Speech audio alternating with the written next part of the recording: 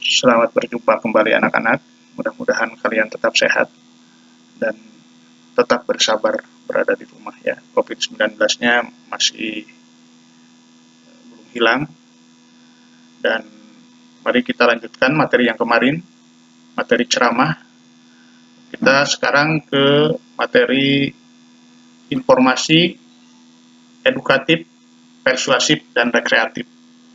Itu adalah materi yang harus kalian ketahui supaya nanti kalian bisa membedakan mana informasi yang edukatif, mana informasi yang persuasif, dan mana informasi yang rekreatif. Terdapat beragam jenis informasi edukatif, persuasif, dan rekreatif yang bisa kita jadikan sebagai pedoman dalam menentukan tipe komunikasi yang akan diterapkan. Beragam jenis informasi tersebut tentu saja akan sangat menentukan bagaimana keberhasilan proses komunikasi yang akan kita lakukan. Masing-masing jenis informasi tersebut juga masih dikelompokkan menjadi beberapa jenis. Ini menjadi menarik sebab informasi rupanya memiliki beragam jenis. Informasi yang pertama yaitu edukatif. Informasi dengan sifat edukatif akan memberikan pengetahuan baru bagi siapa saja yang mendapatkannya. Informasi ini paling mudah ditemukan terutama dalam kegiatan bersifat pendidikan, komunikasi pembelajaran. Sebagai contoh, seringkali memiliki pertukaran informasi dengan sifat yang edukatif. Ini merupakan salah satu tipe informasi yang umumnya akan memberikan pengetahuan baru bagi penerima pesan. Informasi edukatif ini masih dibagi menjadi beberapa macam kelompok, diantaranya informasi bersifat tips, informasi bersifat trik, informasi tutorial, informasi demonstrasi, informasi tanya jawab, informasi diskusi, informasi pelajaran, informasi petunjuk penggunaan, dan yang terakhir informasi berita. Nah, jadi dengan mengetahui berbagai jenis informasi edukatif, terutama biasanya dilakukan dalam komunikasi pembelajaran.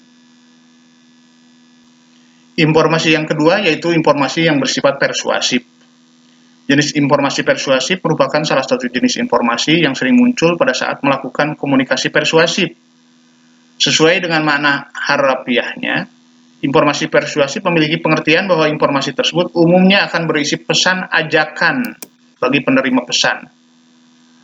Bentuk informasi ini biasanya diterapkan pada komunikasi bisnis, terutama pada bagian strategi marketing komunikasi bisnis. Komunikasi massa juga sering menggunakan isi informasi dengan bersifat persuasif.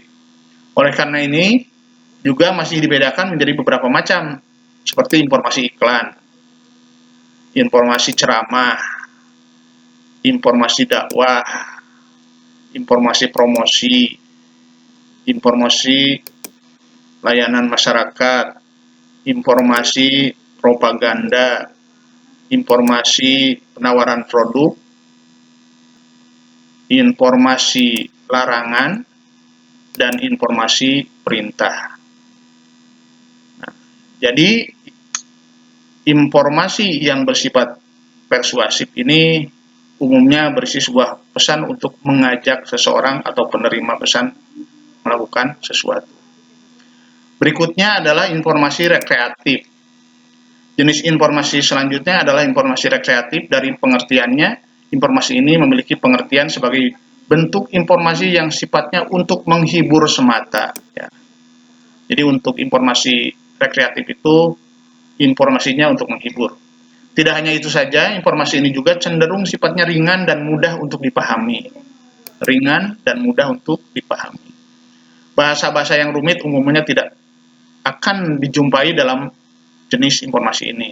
Mengingat isi pesan yang akan disampaikan tujuannya hanya untuk menghibur saja. Namun demikian, ada pula kata-kata yang digunakan untuk tujuan seni, sehingga bahasanya lebih dibuat indah dan mungkin sulit untuk diambil makna sesungguhnya. Hanya saja ini tetap memiliki sifat yang menghibur. Contohnya informasi ini adalah lelucon, puisi, sajak, pantun, narasi, parafrase puisi, lagu, humor, berita hiburan. Nah, ini adalah informasi yang bersifat rekreatif.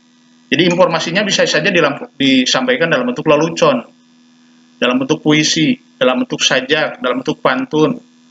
Jadi tidak harus disampaikan dengan seperti informasi yang bersifat edukatif atau persuasif.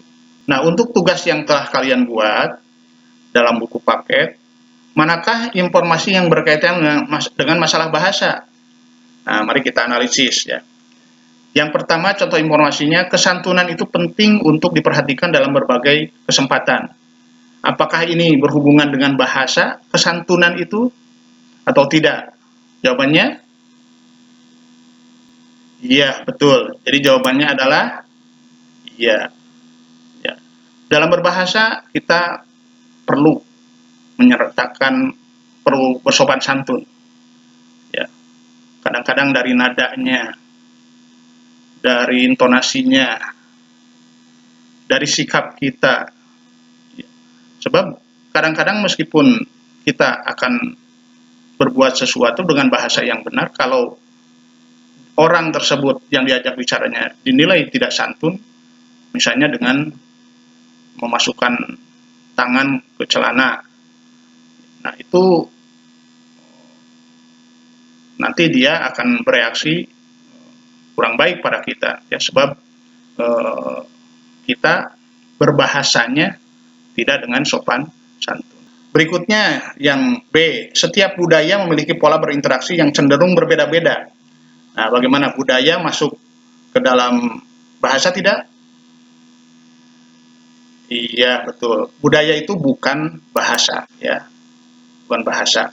Nah, banyak budaya, misalnya budaya Sunda, budaya Jawa, budaya Batak. Nah, itu bukan termasuk bahasa. Dalam ekspresi seseorang itu terdapat banyak pesan yang harus kita perhatikan. Ekspresi itu masuk bahasa tidak? Iya, betul. Ekspresi itu masuk ke dalam bahasa, ya. Jadi ekspresi seseorang itu akan memengaruhi reaksi dari orang yang kita ajak bicara atau lawan bicara. Terjadi salah pengertian antara mereka sehingga sering terjadi pertengkaran. Salah pengertian itu karena bahasa, bukan? Nah, karena bahasa ini salah pengertian itu. Oleh karena itu, ini jelas masuk ke dalam bahasa. Seminar itu akan dipublikasikan hasilnya di media massa nasional. Dipublikasikannya tentu dengan bahasa. Ya.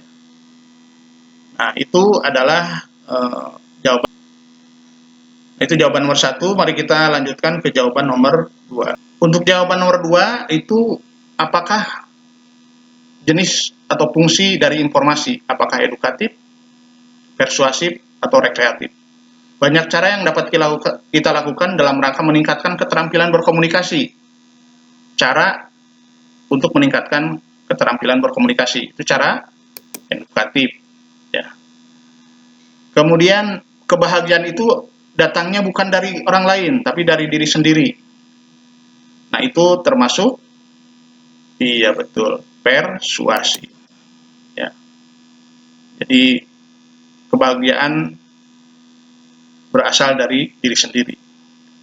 Perjalanan ke kota itu sungguh mengesankan, manakala diiringi rintik-rintik hujan yang menggoda. Itu informasi yang rekreatif, betul ya. Ya, demikianlah pertemuan kita kali ini.